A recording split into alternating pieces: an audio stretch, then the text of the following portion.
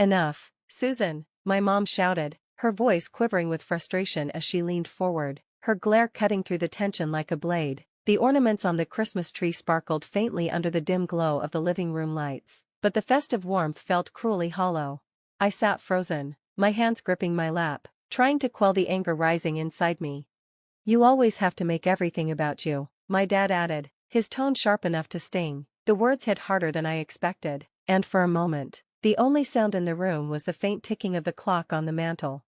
My name is Susan Blanchard. I was 32 years old then, and this was Christmas Eve in the late 1970s, a time when families like ours in rural Illinois depended on one another. Our family farm, passed down for generations, was struggling to stay afloat. Years earlier, I'd moved to Chicago to become a lawyer, a choice my parents still saw as a betrayal of our roots.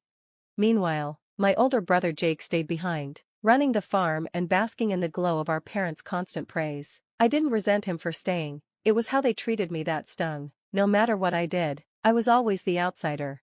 Since summer, I'd quietly sent money to the farm's shared account, hoping to help with the mounting bills Jake had mentioned. He'd asked me to keep it between us, insisting it would hurt our parents' pride if they knew. At the time, it made sense. I trusted Jake to handle it, but now, sitting at the table, listening to our parents heap praise on him for sacrificing so much to save the farm, I felt a deep sense of betrayal. Jake's the reason we've been able to keep things going, my mom said, her voice thick with pride. I don't know what we'd do without him. I looked across the room at Jake, expecting some sign of acknowledgement or guilt. Instead, he leaned back in his chair with a smirk, clearly enjoying the spectacle. That was the breaking point. Actually, I said, my voice shaking but loud enough to pierce the chatter, I'm the one who's been sending money, every month since July. My dad scoffed, shaking his head as if I'd just said something absurd. Don't start making things up, Susan. Jake's been here day in and day out, working his tail off for this family. Why would you even say something like that? The dismissive tone stung more than the words. My mom crossed her arms, her expression cold. Honestly, Susan, it's Christmas. Can we not ruin the evening with your need for attention? Anger and humiliation surged through me. I'm not making it up, I said firmly. I've been depositing money at the Chicago branch of the bank directly into the farm account. Every single deposit came from me. But they weren't listening. My dad waved me off with an exasperated sigh, and my mom turned to Jake, who shrugged, feigning ignorance. The frustration was unbearable. Are you really going to sit there and lie, Jake? I demanded, my voice sharp. You know I've been making those deposits. Jake didn't flinch. He leaned back, his smirk widening. I have no idea what you're talking about, Susan, he said, his tone dripping with false innocence. My blood boiled. Unbelievable, I muttered, shaking my head, but our parents didn't seem to care. My dad sighed heavily, as if I were the one ruining the evening, while my mom cast Jake a sympathetic glance, as though he were the victim. I stood, my chair scraping against the floor, and locked eyes with Jake. You know exactly what I'm talking about, I said, my voice trembling with anger. Those deposits weren't small. You've been letting our parents believe you're some kind of hero, when all you've done is lie. If you don't admit it now, I'll leave first thing tomorrow, I said firmly, my voice steady despite the storm of emotions roiling inside. I'll go back to Chicago and get the proof myself.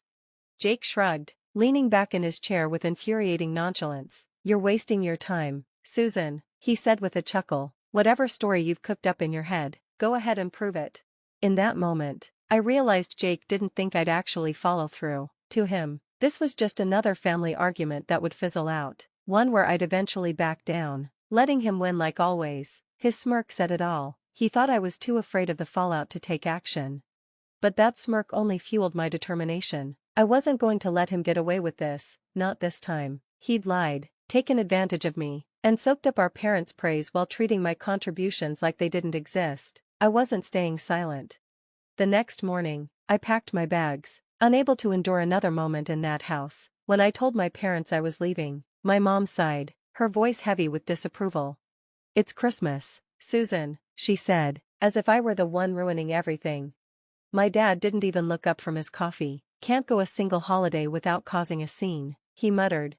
Jake, of course, barely hid his grin, lounging smugly in his chair as though he'd already won. I didn't respond. I wasn't staying, not with everyone acting like I was the problem. I knew the banks were closed, but I didn't care. I needed to get out of there. away from their judgment and his lies. The drive back to Chicago felt endless. The roads were eerily quiet, most people home celebrating with their families. I gripped the steering wheel tightly, the cold winter air seeping into the car, despite the heater working overtime. My thoughts churned, replaying the events of the night before. Jake didn't believe I'd actually do it. He probably thought I'd stew in silence, too intimidated by our parents' blind faith in him to act. But this time was different. I was done being dismissed, done letting him walk all over me. As I passed snow-covered fields and frozen lakes, one thing became certain: I would get the proof, and I would make sure everyone knew the truth. A few days later, when the banks reopened, I went straight to the Chicago branch. The morning was bitterly cold, the kind of cold that stung your skin and made every breath sharp. I stepped inside, the warmth of the bank a welcome relief, and approached the counter. "Good morning," the teller greeted me with a polite smile. "How can I help you today?" I explained, my tone firm but measured, that I needed copies of every deposit I had made to the Blanchard farm account since July. The teller nodded and disappeared into the back. He returned with a thick ledger and a small machine that began printing receipts. One by one, the records emerged, each with my name, the dates, and the amounts clearly listed. When he handed me the stack of receipts, his smile was polite but curious. "Here you go, ma'am. Let us know if there's anything else you need." "Thank you," I said, my hands trembling slightly as I gripped the papers. They weren't just receipts, they were proof, undeniable evidence of Jake's lies. With the stack in hand, I headed back to my car. The roads were still slick from the recent snowstorm, but I didn't care. I needed to get back to the farm. The receipts sat on the passenger seat, neatly stacked and secured under a small paperweight I'd grabbed from my desk. Every time I glanced at them, my anger reignited. Jake really thought he could get away with this, and worse, that our parents had so readily taken his side. The drive back felt longer this time, the farm seeming farther away with every mile. As I passed through quiet towns and frozen landscapes, my mind raced, replaying every dismissive comment, every smug grin Jake had flashed during Christmas Eve. By the time I pulled into the long driveway leading to the farmhouse, adrenaline was coursing through me. My hands trembled as I gripped the wheel, but I knew one thing for sure: I wasn't leaving until they saw the truth with their own eyes. I walked into the house, the receipts clutched tightly in my hand, the cold from outside still biting at my coat. My mom was in the kitchen, stirring a pot on the stove, while my dad sat at the dining table, the newspaper held in his usual grip. Jake leaned against the counter, casually eating an apple, looking as smug as ever. They all turned to face me as I entered, but I didn't wait for any of them to speak. Instead, I strode to the table and dropped the stack of receipts in front of my dad. "There," I said, my voice steady but firm. "Every deposit I've made to the farm account since July. My name, the dates, the amounts, it's all right there." My dad frowned, setting down his newspaper as he picked up the receipts. He started flipping through them, his brows furrowing deeper with each page. My mom wandered over, wiping her hands on a dish towel, her expression a mix of curiosity and skepticism. Jake stayed where he was, but I noticed his smirk falter, just for a second. This can't be right," my dad muttered, scanning the pages again. "Why would you do this, Susan?" My mom's lips thinned as she leaned in to see for herself. "Jake said he's been covering everything," she said, her tone laced with confusion and disbelief. I turned to Jake, locking eyes with him. "Well, Jake?" I asked, my voice sharp. "Are you still going to lie about it now?" Jake chuckled, tossing the apple core into the trash with a casual flick of his wrist. "Susan," he said smoothly, "I don't know where you got those, but they're not real. You probably forged them to make me look bad." His calm, mocking tone churned my stomach. I glanced at our parents, expecting, hoping, for a flicker of doubt, but all I saw was their disappointment aimed squarely at me. "Susan," my dad said, his voice low and angry, "what's gotten into you? This is a new low, even for you." My mom grabbed the stack of receipts, holding them like they were contaminated. "Did you think we wouldn't see through this?" she asked, her voice shaking. "Jake's been here every day, working to keep this farm alive, and you," she jabbed the receipts toward me, "you come back with some phony papers and expect us to believe it? You've always been so desperate for attention." The tightness in my chest threatened to break me. but I fought to keep the tears at bay. "They're not fake," I said, my voice trembling with controlled anger. "You can call the bank yourself if you don't believe me." But they didn't even consider it. Instead, they stood united in their unwavering defense of Jake. My dad tossed the receipts back onto the table like they were trash. "Enough, Susan," he said, his tone final. I stared at them, stunned by their refusal to even entertain the truth. "I can't believe this," I said, my voice rising as the weight of their disbelief crushed me. "Even with the proof right here in black and white, you still defend him? I've spent months helping keep this farm afloat, and all you've done is give Jake the credit and call me a liar." Jake crossed his arms, leaning against the counter with that infuriating smirk. "Don't be so dramatic, Susan," he said with a shrug. "You've always been jealous. This isn't any different. That was the last straw." "You know what? I'm done," I said, my voice breaking with anger. "Don't expect me to ever come back here. I've had enough." My mom's face tightened, and my dad shook his head in disappointment, as if I were the one in the wrong. Without another word, I turned and walked out, slamming the door behind me. The cold air hit me like a slap, but it was better than staying in that house another second. By the time I got back to Chicago, I'd made up my mind. No more bending over backward for people who refused to see the truth. The first thing I did after unpacking was call the bank. "No further transfers to that account," I told the teller, my voice steady, despite the anger bubbling beneath the surface. It felt strange, like cutting a cord that had tied me to the farm for so long. But it also felt freeing, like I was finally letting go of a burden I never should have carried. At first, I thought I'd feel guilty. I didn't. Every time I thought about Jake's smug face or our parents' blind defense of him, my resolve only strengthened. Let Jake handle the farm. Let him be the hero he pretended to be. I wasn't going to keep throwing money into a place that treated me like an outsider. 6 months passed in silence. Not a phone call, not a letter, nothing. I focused on my work and tried to push the anger and hurt aside. Then, one summer afternoon, there was a knock on my apartment door. I wasn't expecting anyone. When I opened it, I froze. Standing there were my mom and dad, looking tired and hesitant. My dad cleared his throat.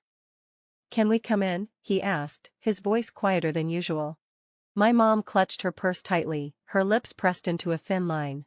Part of me wanted to slam the door in their faces. But curiosity won out.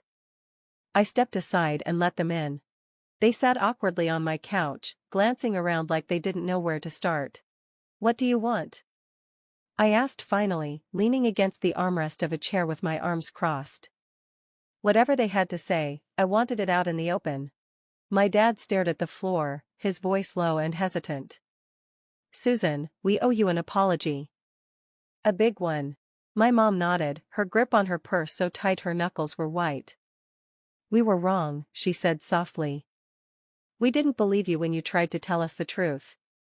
And, we need to make this right." I crossed my arms and leaned back in the chair. "Go on," I said, my tone sharper than I intended. My dad let out a heavy sigh. "After you left, things started falling apart on the farm, bills piled up, equipment broke down, and the crops didn't bring in enough to keep us going. At first, we thought Jake had it handled. He kept saying he'd figure it out, but he didn't, and when we pressed him, he trailed off." Glancing at my mom. Her eyes were brimming with tears as she picked up where he left off. "He confessed, Susan. He admitted it. You were the one making the deposits all those months. You were the reason we stayed afloat." She hesitated, her voice trembling. "We couldn't believe it, not just that he lied, but that we didn't listen to you when you tried to tell us. We're sorry, Susan, truly sorry, for not believing you, for how we treated you, for everything. You didn't deserve any of it." I stared at them. For the first time, I saw something in their faces I hadn't expected, genuine shame. My dad met my gaze, his expression heavy with regret. "We're asking for your forgiveness, Susan," he said quietly. "I know we don't deserve it, but we had to come here and tell you the truth. You saved the farm, and we owe you more than an apology." For a moment, I let their words hang in the air. Part of me wanted to let the silence stretch on forever, to make them sit with their guilt, but instead, I asked, "Where's Jake?" My voice was calm, but anger simmered just beneath the surface. My mom exchanged a nervous glance with my dad before answering. He's still at the farm. He wanted to come with us, but we thought it was better if we spoke to you alone first. My dad nodded, shifting uncomfortably. He's been keeping to himself since he admitted everything. I think he knows there's no excuse for what he did. He's ashamed. Ashamed? I repeated, letting out a bitter laugh. That's rich. After months of letting you believe I was a liar? After taking credit for everything I did to keep the farm running? My dad looked down, his face pale. You're right, he said softly. We let it go on far too long. That's on us as much as it is on him. But he wanted us to tell you that he's sorry. He knows he doesn't deserve forgiveness. Oh, he wanted you to tell me? I snapped, leaning forward. Are you serious? You're still protecting him. Even now, he should be here, apologizing to my face. You should have forced him to come. My voice echoed through the small apartment, and I saw the shock on their faces, but I didn't care. I was done tiptoeing around their favoritism. My mom opened her mouth, but I cut her off. Do you even hear yourselves? He lies, manipulates, and twists everything I did into some heroic story for himself. And now, when it's time to take responsibility, you're still shielding him? What? He's too embarrassed to face me, so you're here cleaning up his mess? Do you realize how insane that sounds? My dad shifted uncomfortably, gripping his knees. We thought this would be easier for everyone, he muttered. Easier for who? I shot back. For Jake? For you? Because it sure as hell isn't easier for me. Neither of them had a response. My mom looked down at her hands, nervously twisting the strap of her purse, while my dad stared at the floor, his jaw tight. The silence between us stretched, heavy and suffocating, until finally, my dad stood. You're right, he said quietly, not meeting my eyes. We should have brought him. We should have made him face you. I don't know why we didn't. Maybe because we've been making excuses for him for so long. It's just what we do. My mom followed his lead, clutching her purse to her chest. She looked at me with watery eyes, her voice barely above a whisper. We're sorry, Susan. You deserved better from all of us. Without waiting for a response, they walked toward the door. My dad opened it, pausing for a moment to glance back at me, his face filled with regret. Then they were gone, the door clicking shut behind them. For a long time, I just sat there, the weight of their shame hanging in the room like a ghost. For the first time in my life, it felt like they finally saw the truth. A week later, there was another knock at my door. When I opened it, my stomach turned. Jake was standing there, hands stuffed in his jacket pockets, looking as miserable as I'd ever seen him. Susan, he said, his voice low and hesitant, can I come in? For a moment, I considered slamming the door in his face, but instead, I stepped aside, letting him in without a word.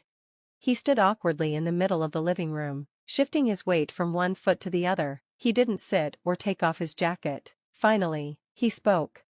I came to apologize, he said, his voice barely above a whisper, for everything, for lying, for taking credit for the money you sent, for letting Mom and Dad treat you the way they did.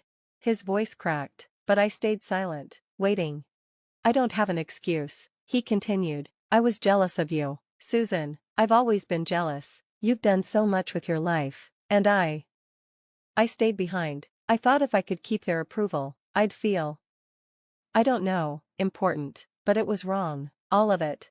Jake's voice broke completely, and before I could say anything, he dropped his head into his hands and started to cry, big, heavy sobs that shook his entire body. It wasn't the kind of crying you fake, it was raw, filled with shame. For a moment, I just stood there, unsure of what to say or do. After that day, something shifted. My parents didn't call right away, but when they did, their tone was different. No defensiveness, no excuses. My dad mentioned they'd started handling the farm finances themselves. My mom let it slip that Jake was working to make things right. It wasn't everything, but it was enough. As for Jake, he stayed out of my way after that apology. He didn't try to fix things too quickly, which was fine by me. Trust isn't something you rebuild overnight. But knowing my family finally saw the truth, and the hurt they'd caused, was enough to give me a little peace.